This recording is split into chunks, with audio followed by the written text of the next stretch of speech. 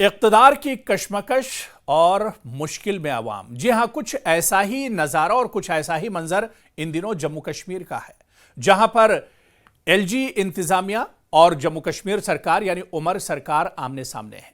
और यह बात जम्मू कश्मीर के लिए कोई पहली बार नहीं है, यह ऐसा नहीं हुआ है, बल्कि 370 हटने के बाद और नई सरकार जम्मू कश्मीर में बनने के बाद यह कशमकश एक तरह से रोज़े अव्वल से ही एक आया है। और माहिरीन भी ये मानकर चल रहे थे कि जब 2 सेंटर पॉइंट होंगे, जब 2 पावर पॉइंट होंगे, तो पावर सेंटर होंगे, तो एक तरह से यह कशीदगी होगी। और यह कशीदगी अब एक तरह से बढ़ती जा रही है।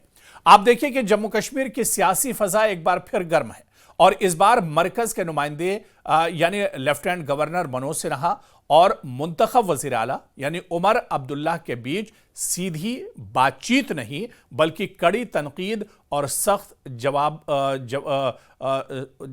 वार और पलटवार का दौर चल रहा है। एलजी का मौकफ है कि उमर अब्दुल्ला सरकार स्टेटहुड के मामले को लेकर यानी मुकम्मल रियासती दर्जे को बहाना बनाकर काम चोरी कर रही है, काम नहीं कर रही है। और उनके पास, हालांकि एलजी मानते हैं कि उमर अब्दुल्ला सरकार के पास मुकम्मल इख्तियारात हैं, लिहाजा बहाना बनाना उमर अब्दुल्ला सरकार बंद करे और अमली तौर पर काम शुरू करे। और क्या कुछ एलजी मनोज सिन्हा ने कहा है, बहुत मुख्तसर में पहले उनका बयान हम आपको सुनाते हैं। जब जम्मू कश्मीर यूटी बनी तब से लेकर के आज की यात्रा के बारे में मैंने संक्षेप में थोड़ा विवरण बताया है। जिस दिन ये प्रस्ताव देश की संसद पारित कर रही थी, उस दिन ही भारत के गृह मंत्री जी ने देश की संसद में 3 बातें कही थी। पहली बात कहा था डिलिमिटेशन फर्स्ट, दूसरी बात कही थी असेंबली इलेक्शन सेकेंड, और तीसरी बात कही थी स्टेटहुड एट अप्रोप्रिएट टाइम। मैं जानता हूं कि जब चुनाव विधानसभा के हुए तो सबको स्थिति बड़ी स्पष्ट थी कि चुनाव संघ राज्य क्षेत्र की विधानसभा के हो रहे हैं। ये बहाना नहीं चल सकता है कि स्टेटहुड मिलेगा तभी काम होगा। उसके अलावा भी सारे अधिकार सरकार के पास हैं और मैं इसलिए आज जोर देकर के कहना चाहता हूं कि लोगों को बेवकूफ बनाने का काम बंद करना चाहिए और अपने अधिकारों का प्रयोग करके जम्मू कश्मीर के नागरिकों की भलाई के लिए काम करना चाहिए। तो आपने एलजी का बयान सुना। हालांकि लेफ्टिनेंट गवर्नर मनोज सिन्हा के बयान पर उमर अब्दुल्ला ने सख्त जवाब दिया है। उन्होंने कहा है कि मशवरा देना आसान है, मगर अमली मसाइल खुसूसन सैलाबी रिलीफ फंड्स की शफाफियत, सिक्योरिटी चैलेंजेस और सयाहत के जख्म ऐसी जहतें हैं जिन पर हुकूमत खुलकर जवाब मांगती है। और आप देखिए कि इस तनाव के पस मंजर में आईनी हैसियत, हकीकत में कौन सी जिम्मेदारियां किसके पास हैं और इसके इख्तलाफ के अवामी और सियासी असरात को दरअसल तफसील से समझने की ज़रूरत है। लेकिन एलजी के इस बयान पर, एलजी के इस अटैक पर उमर अब्दुल्ला ने भी जवाब दिया है। क्या कुछ कहा है, बहुत मुख्तसर में उमर अब्दुल्ला का बयान भी आपको सुना रहे हैं। मुझे नहीं पता आप किस पावर की बात कर रहे हो। हमारे पास 1 साल पहले जितना पावर था फिलहाल उतना ही है और पावर की हम उम्मीद कर रहे हैं, इसलिए तो हम स्टेटहुड पे जोर दे रहे हैं। दरअसल इस पूरी कशीदगी को साल 2019 से समझने की जरूरत है। साल 2019 के दोबारा ऑर्गेनाइजेशन यानी रीऑर्गेनाइजेशन या 370 के बाद जो एक बड़ा बदलाव हुआ, उसके बाद जम्मू कश्मीर एक यूनियन टेरिटरी बन गया, जिसके तहत लेफ्टिनेंट गवर्नर को मरकज की नुमाइंदगी करने वाला ज्यादा मजबूत इख्तियार हासिल हुआ।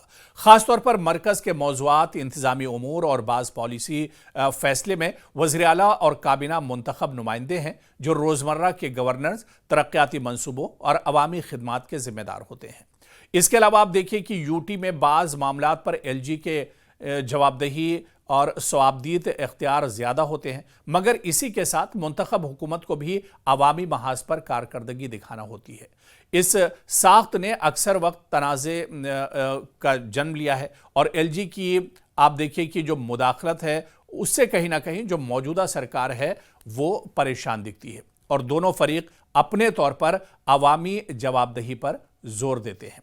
और ऐसे में आप देखिए कि नतीजा क्या होता है, क्योंकि एलजी के पास कुछ बड़े इख्तियारात हैं मगर मुंतखब हुकूमत के पास पॉलिसी बनाने और अवामी इंतज़ाम चलाने की कानूनी जिम्मेदारी भी है।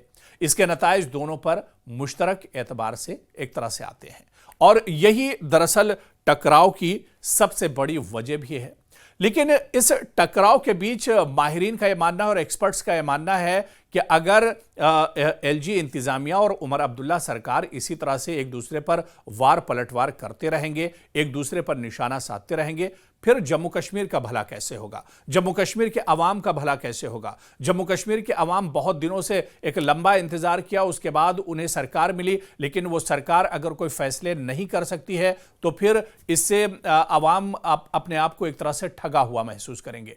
दूसरी तरफ आप देखिए कि एलजी इंतजामिया है, और अगर एलजी इंतजामिया भी अवाम के भरोसे पर खरा नहीं उतरती है तो ऐसे में टकराव की नौबत एक तरह से आ ही जाती है। लेकिन इस टकराव में सिर्फ और सिर्फ अगर किसी का नुकसान होता है और अगर कोई अपने आप को ठगा हुआ महसूस करता है तो वो जम्मू कश्मीर के अवाम है।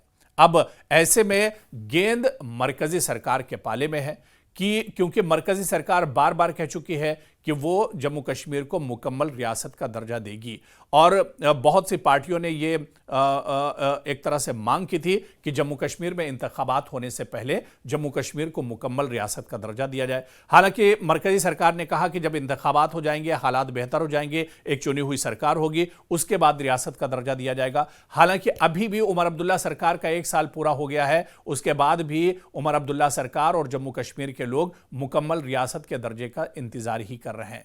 और ऐसे में अब जो ये कशीदगी जम्मू कश्मीर के अंदर एलजी इंतजामिया और उमर अब्दुल्ला सरकार के अंदर बढ़ रही है, इससे कहीं ना कहीं आवाम का ही सीधे सीधे नुकसान है। न तो सरकार काम कर पा रही है और ना ही एलजी इंतजामिया अपने काम को एक तरह से कर पा रही है। ऐसे में मरकजी सरकार की जिम्मेदारी बनती है कि वो आवाम के मसाइल की तरफ देखे, आवाम की भलाई के लिए कोई बड़ा कदम उठाए, और यहां पर अब मरकजी सरकार को एक तरह से सोचना होगा कि जम्मू कश्मीर में या तो एलजी इंतजामिया काम करे या फिर उमर अब्दुल्ला सरकार, यानी मुकम्मल तौर पर जो मजबूती है, जो ताकत है, जो पावर है, वो जम्मू कश्मीर के सीएम और वजीर आला को दिया जाए। तो क्या आने वाले दिनों में मरकजी सरकार इस बारे में कोई कदम उठाएगी, ये देखना अहम होगा।